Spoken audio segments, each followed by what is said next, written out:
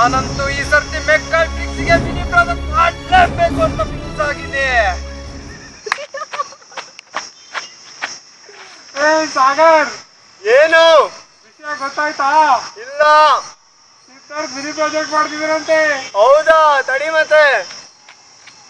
Hello, Siddharth mini project ಮಾಡ್ತಿದ್ದಾನಂತೆ.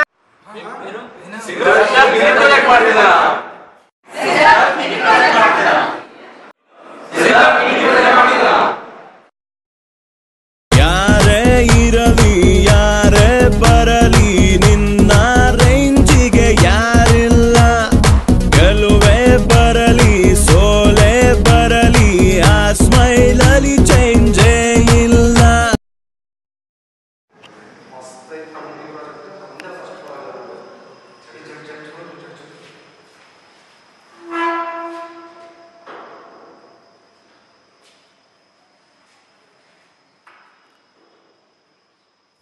You are disqualified.